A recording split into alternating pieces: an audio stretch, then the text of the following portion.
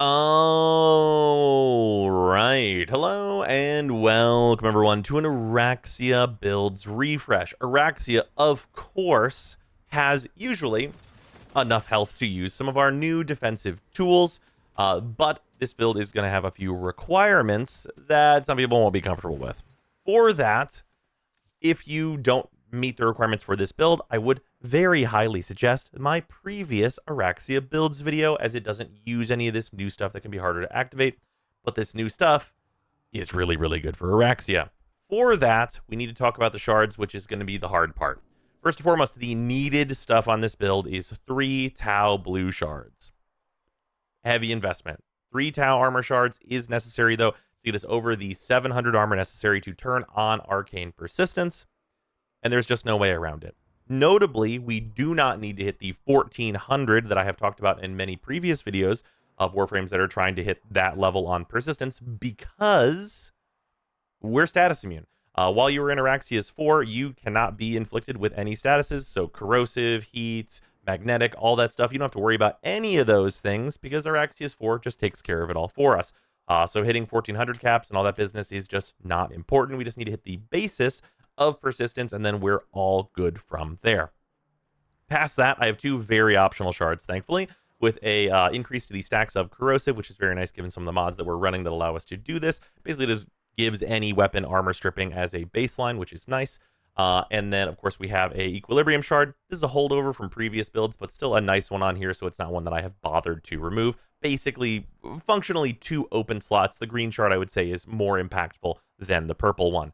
So that is what is up with the shard setup. Now, as for the actual build, you'll be unsurprised to see that there are 3 umbral mods, but umbral fiber is unleveled. Let's talk about this real quick. You can see there's 1 umbral forma in this build, but lucky for us, you can just drop power drift and then you don't have to run that umbral forma. So if you're running low on umbral forma, this build doesn't need any. You're just going to lose 15% strength, which won't really affect very much, if anything, that you're going to be doing. So that's quite good. Otherwise, if you wanted to go full investment, and I would advise you to wait until Araxia Prime for such a thing, you can put in another umbral forma and get a max umbral fiber. That will save you 1 of the Tau shards. You can remove 1 of the Tau shards that are on Araxia if you do that and fill it with something else. There's not a whole lot that you're going to do to improve what Araxia's already got going on through other shards. So I think that investment is definitely not worth it, at the very least, not on regular Araxia. It's kind of a lot to do, so you can save yourself forma in that way. Also of note, I am over forma'd here. I do not need the forma that is where power drift is.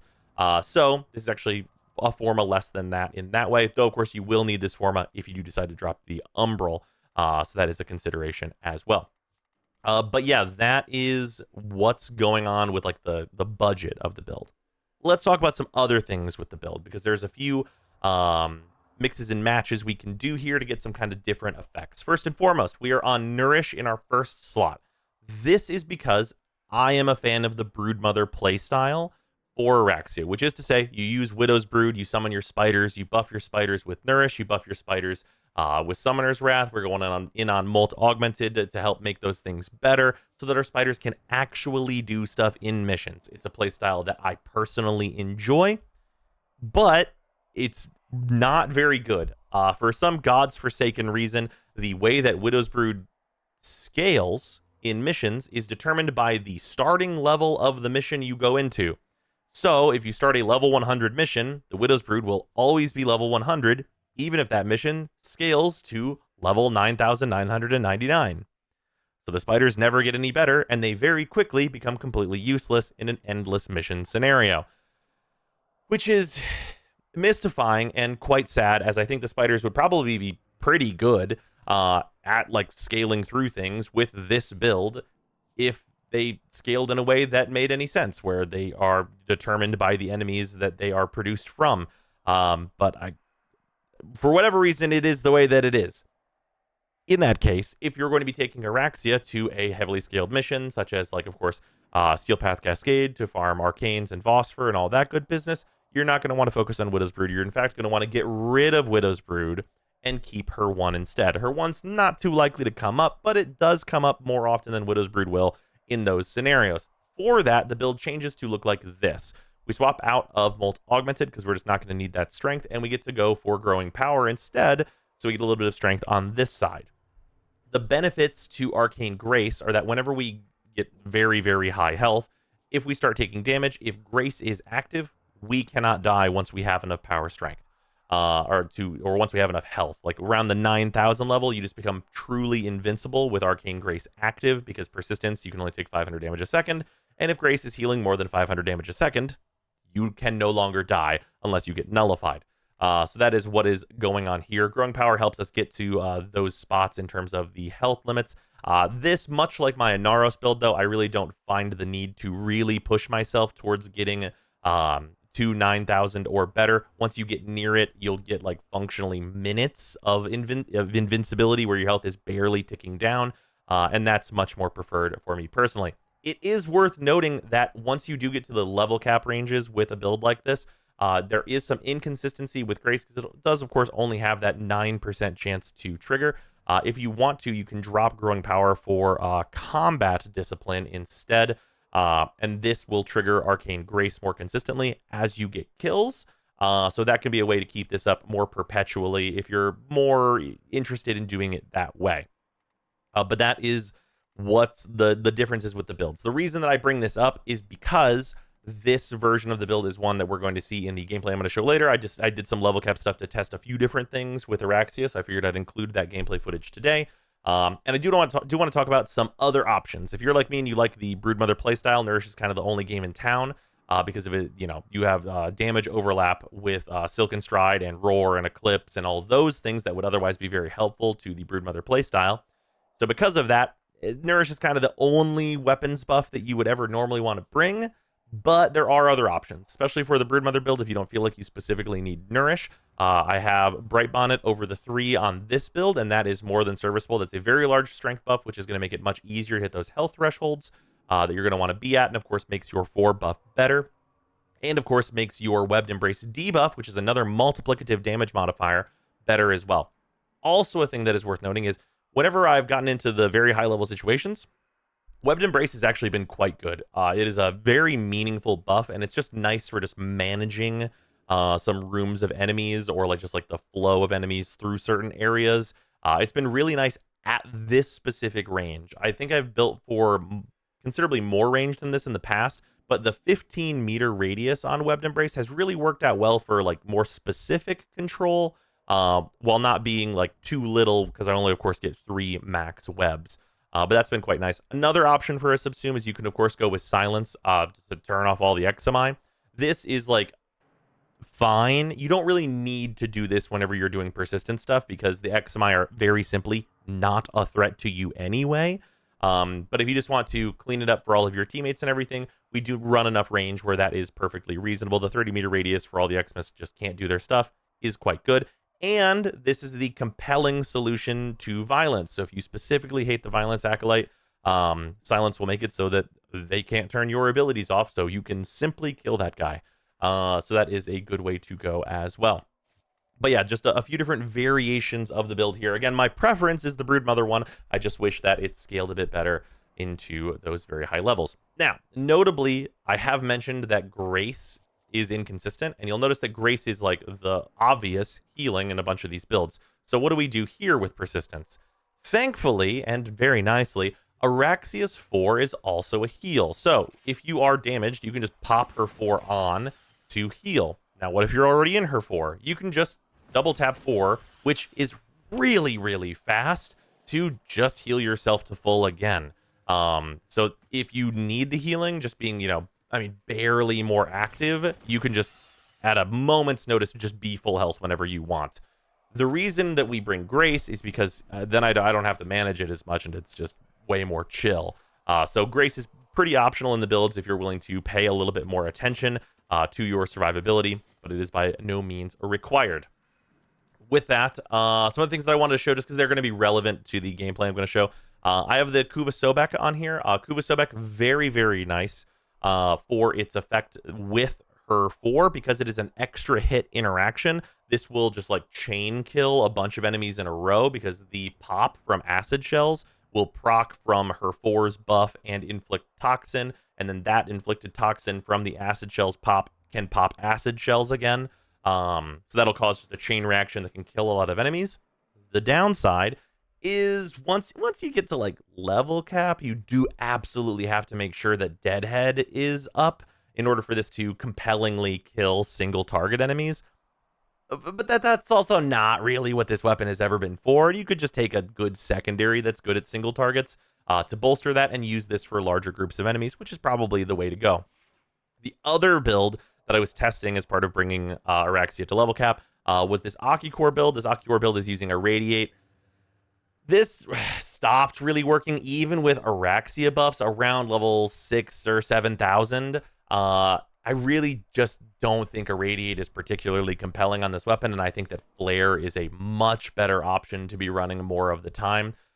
So even with this being a build that considers that Nourish is going to be applied to this weapon and you get the bonus of Magnetic and everything else, I think that just going the Flare route is more effective and probably what I'm going to be doing longer term on the Akicore more generally, because this just 400% pretty much free bonus is just very hard to pass up.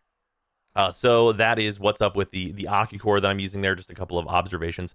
Notable thing that is really good on Araxia, the Okina, the plus 30% movement speed bonus here does affect you while you're in your 4. So you're just faster. Nice thing to have. Just convenient. Not really using the Okina. Of course, the Okina are a great weapon. I have my Incarn in review for all that stuff. Also, because we are, of course, as you can see in this build, on Hunter Adrenaline for infinite energy, just because enemies, shoot at us. We're just on Matarai. That's a nice damage bonus as well. We don't use a melee weapon on Araxia because she doesn't get it while she's in her 4, and you're going to be in your 4 all the time. So Matarai is a nice, easy damage bonus for us to just always have because we don't need Zenarek. But yeah, that's what's going on there. Companion-wise, doesn't particularly matter. You probably want something that's on like Contagious Bond if you are doing the stuff with your spiders, because the Summoner's Wrath and all those things that are affecting your spiders, that's also going to affect your actual companion.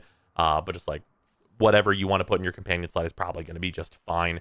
Though I will note, you probably don't want something that's going to hard crowd control the map, like Tazakor Worm, dupe Tazakor, where it's just going to freeze everyone on the whole map and lock everything down. Araxia is very hard to kill, and you actually want enemies to be shooting you. So you have infinite energy. So probably don't bring like a lockdown pet, as that's going to not really help you, because the enemies aren't a threat to you anyway. But yeah, stuff in here, well, I mean, we have just like, our usual battle group and stuff that I can show off. Obviously, it's not going to be like a particularly large deal. Silken gets through here. We can just like use our abilities to kill these groups of enemies, no problem. The Scudlers in the sim do spawn at level 500 because the mission level is level 500, I suppose. So they show more positively here than they will in, well, basically any mission, if I'm going to be completely honest with you. But they can like do some stuff here. And then we can show the just Kuva Sobek doing its thing with our 4 buff and the Nourish buff, of course.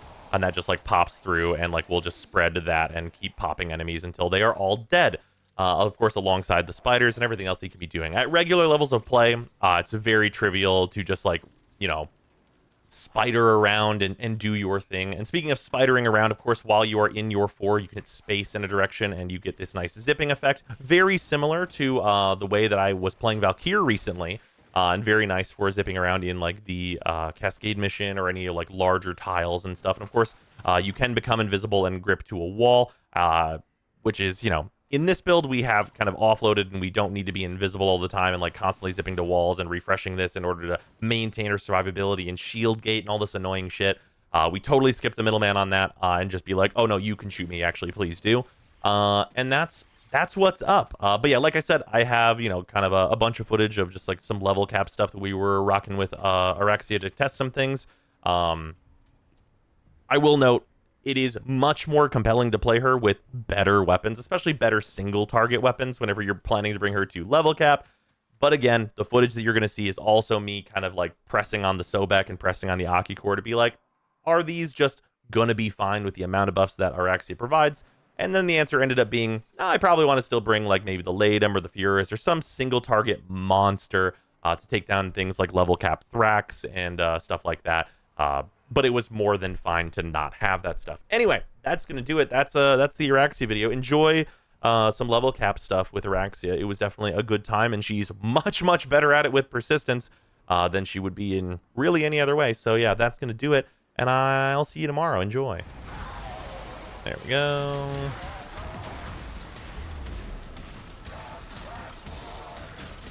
Was my pet down again? Unfortunate. Kind of to be expected. The Martyr Symbiosis stuff that we've got messing with on the Panzer has really not mattered. But, like, I mean, you know.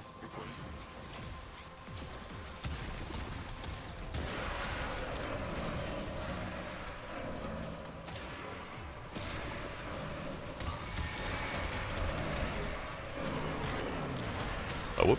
You there. Cease.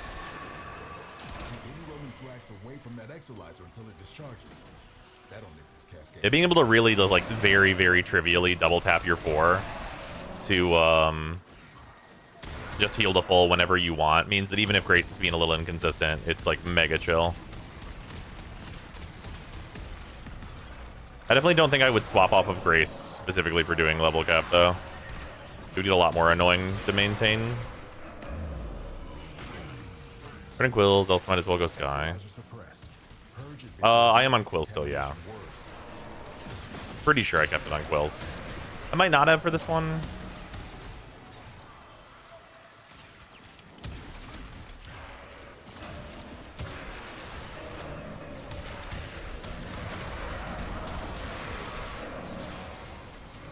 We're down an Exalizer, working on backups. Go. Hey, it's violence again. That is a real threat. Violence is one of the things we don't really have a compelling answer to. Obviously, the usual compelling answer is much stronger weapons, but... Door stuck.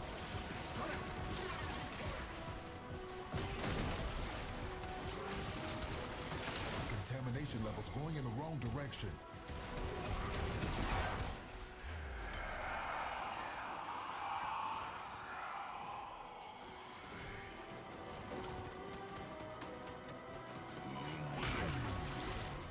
We just lost an Exalizer to possession. Get it back. Running. Any nearby attackers will degrade the Exalizer's performance. Clear them out to get the system working full steam. Cascade is approaching critical levels. There we go. Your time is running out. Spent Exalizer has been retired. Whoa, okay, wait. I zoomed way too far. I meant to just grab onto the wall for the extra buff.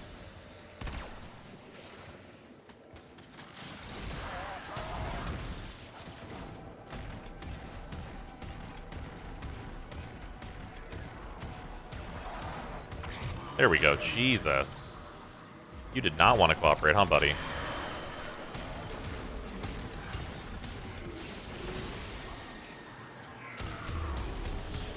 Oh, you know what it is? I'm fully off my deadhead buff, aren't I?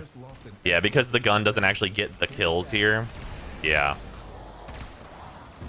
Keep any roaming Thrax away from that Exalizer until it discharges. That'll make this Cascade. I think I'm fully off deadhead buff. Yeah, that's always a problem with bringing primaries to this. Unless you're on, like, Bulwark and stuff. The stuff that just works.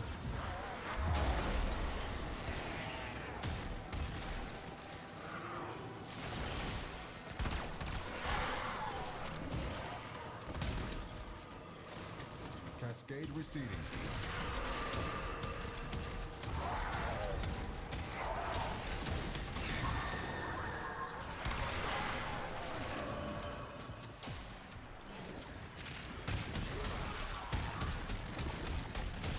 Oh yeah, definitely not fully buffed.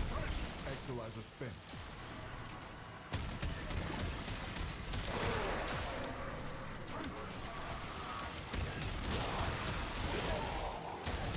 There we go. I think that's deadhead buff back now. In my mess of buffs. Spent Exalizer has been retired. This discovery might interest you.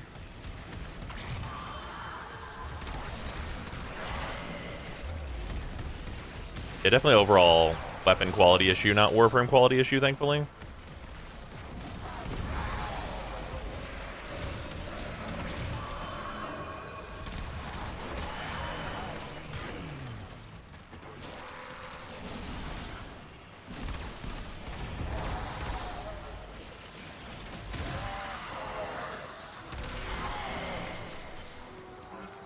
How's Araxia? Really good. Yeah, I'm very happy with this new build.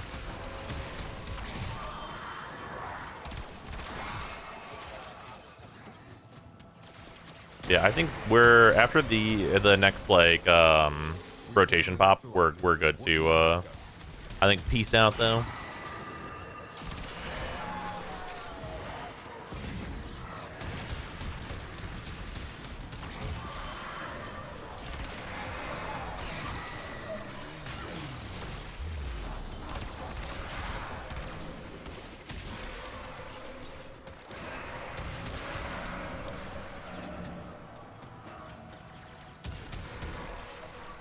Can you still use her 1 in her 4 even when subsumed? You cannot. No. If you subsume over her 1, you do lose it via just pressing E in her 4.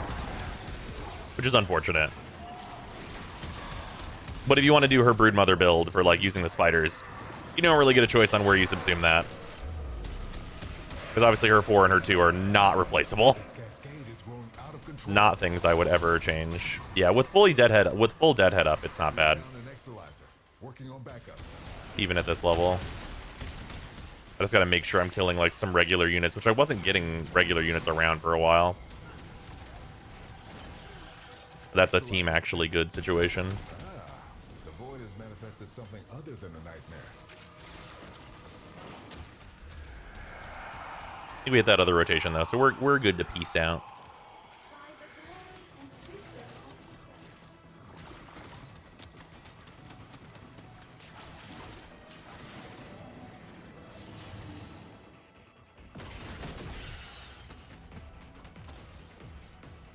Exolizer suppressed. Purge it before it makes the contamination worse.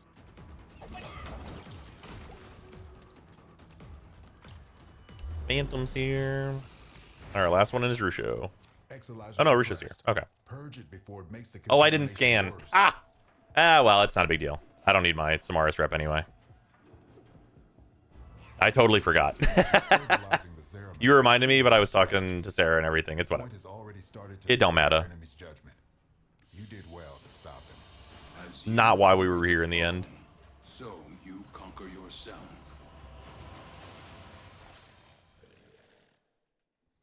Yeah, Phantom, what were you on? Oh, yeah, Valkyr. That makes sense. Yeah. Yeah, Valkyr's damage output is definitely like... Yeah. It will be like that. It will be like that. Valkyr, real good at this mode, but that's why this test was also in her video. I wonder if I had brought better weapons, if it would have been closer, though. Probably much closer with better weapons. All right, a new year is here, and we actually have some new patrons to thank. Thank you very, very much all for supporting the channel, especially the $10 patrons: Athean, Eighth, Alex Parnham, Arbiter Daydream, Babyhoot, Barkus, Canuvan, Blotomatic, Brutus Salazar, Cano Lathra, Clob World 3, Dylan Dworsky, Ithrain, James Hearththorne, JC4 Science, Josh, Nightcar 1981, Lord Ian, Luzanth, Matt Holt, Mike Kiesman, Mikotel, Michta, Nerve, One Man Wolfpack, Ruby, S267, Sanyu, Season, Sharp247, Snap the Mag, The Coupon of Death, Waifu Wars, Wodet01, Seraphir, and Zero Weaves Plan. Thank you all very much. And of course, thank you to all of my $5 and $2 patrons as well. Your support is much appreciated. We should be getting a ton of new build stuff out because there is a lot of new things that came out in December and many things to test and figure out.